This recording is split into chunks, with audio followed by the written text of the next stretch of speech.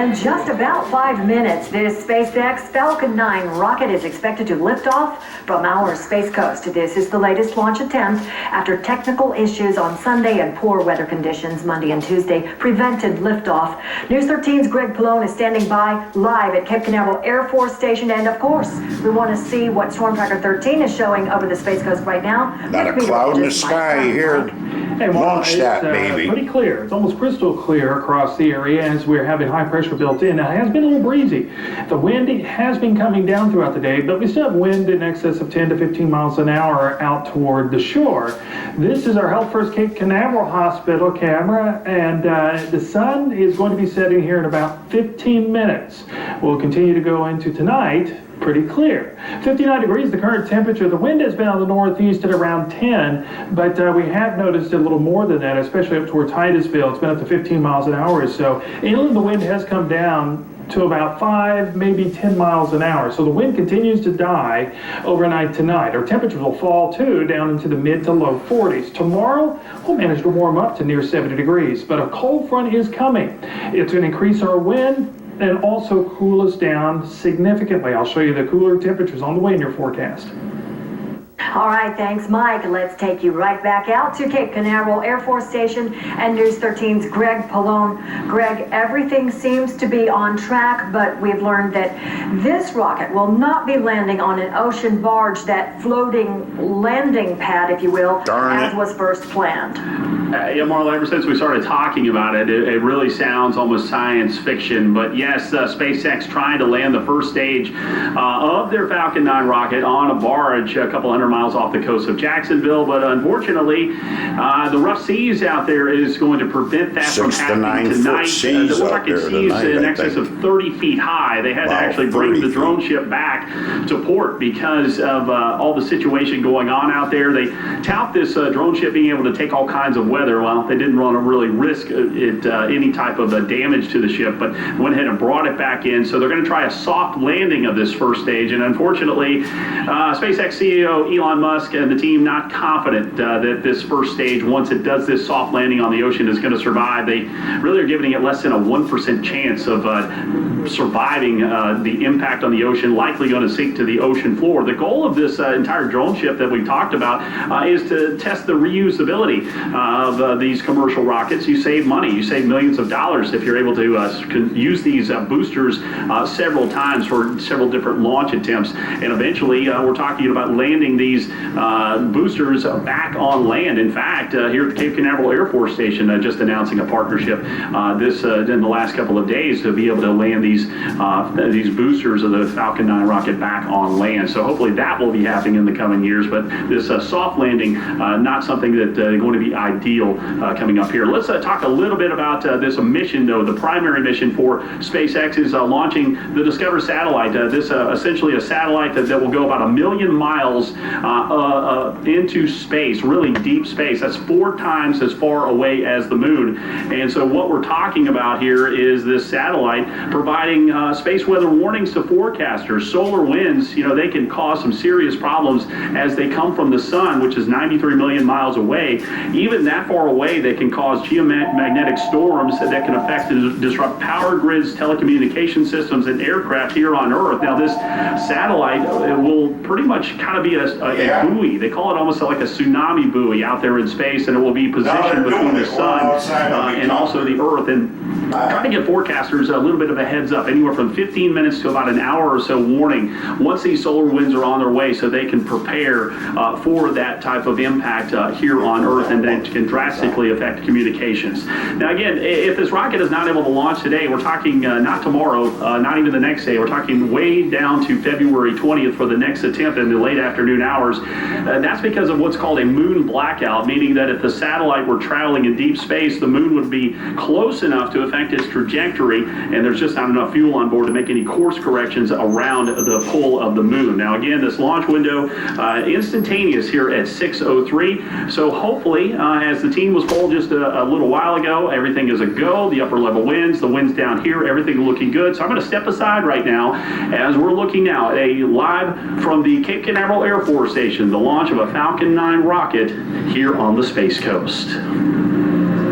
Stage 2 tanks pressing and flight pressures.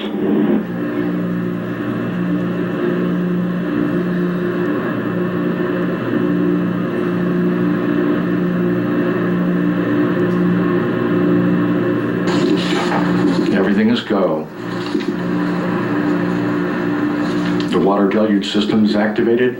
Everything looks normal. T-minus 30. 3 seconds before launch, the Merlin engines will be commanded to ignite. T-minus 20.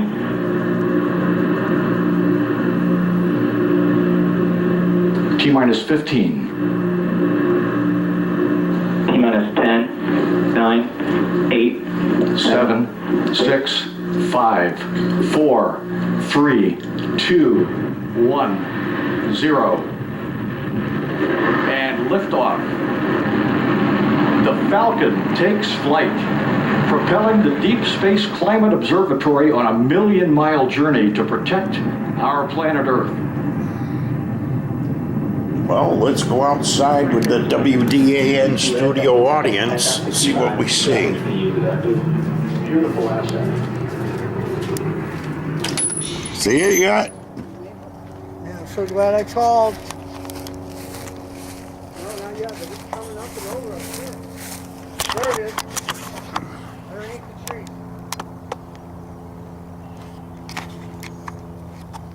Want me to click this thing at any time? Yeah. There it is. Yeah, I see it between the trees.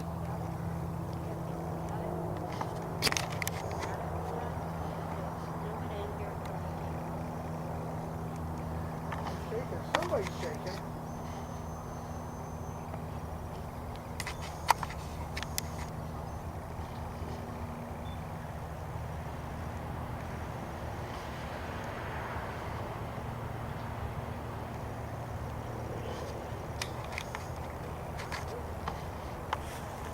There it is.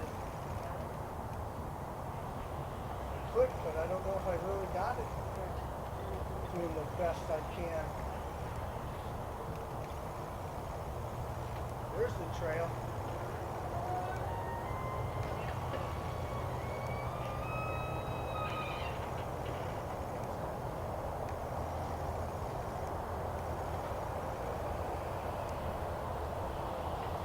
Should we hear a sonic boom?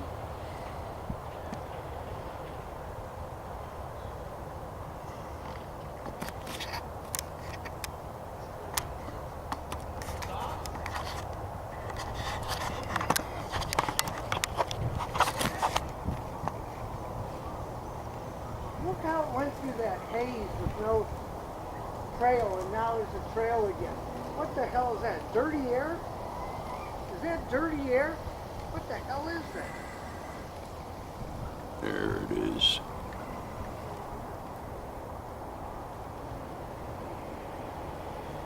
I want to see this thing hit the barb.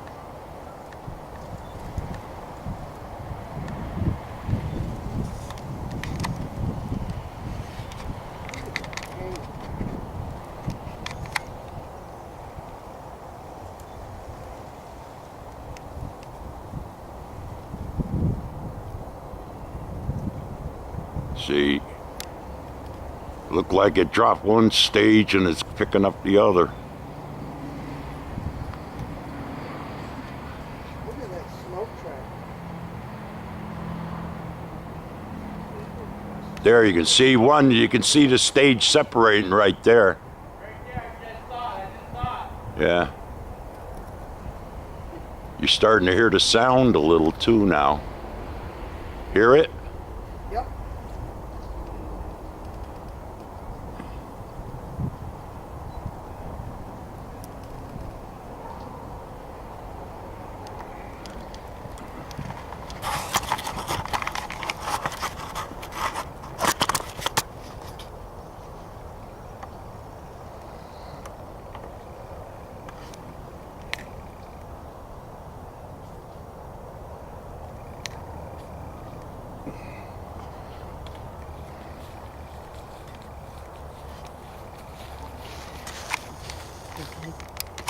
Okay. Look how that upper level. Okay. It's WDAN Space News reporting live from the sunny Space Coast of Florida. Let's go inside and see if we see a replay here with our WDAN studio audience. Look how the upper part dissipated than the lower part. They were burning premium there, and then they got to a regular up there. That just shows you what the wind differential is.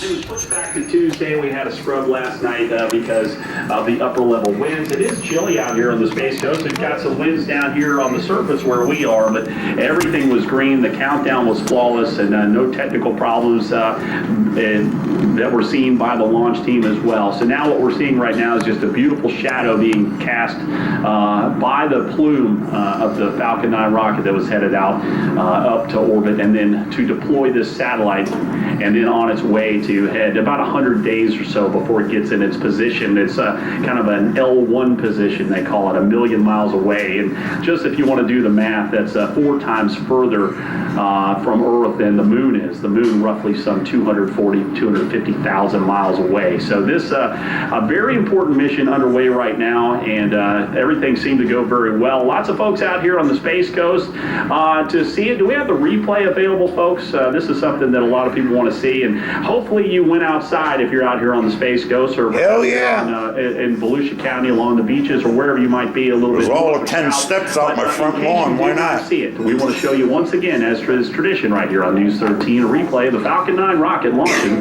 from the WDAN Cape News Station. goes to no expense for these things. 0. And liftoff. The Falcon takes flight, propelling the Deep Space Climate Observatory on a 1,000,000-mile journey to protect our planet Earth.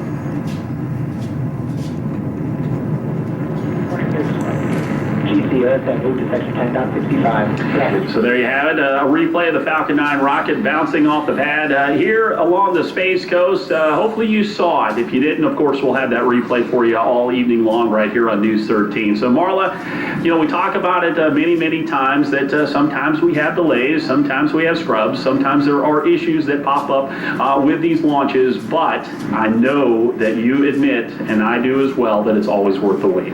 It certainly is, Greg. And not only a lovely launch just a few minutes ago, while you were speaking, News 13 was showing beautiful separations. We saw the separations from the cameras that were in the sky. And if I'm not mistaken, we were the only station in Central Florida to show those separations. So great WDAN News caught it. Thank you for giving us a front row seat, Greg Palone. Yeah, bastards. At the Kennedy Space Center.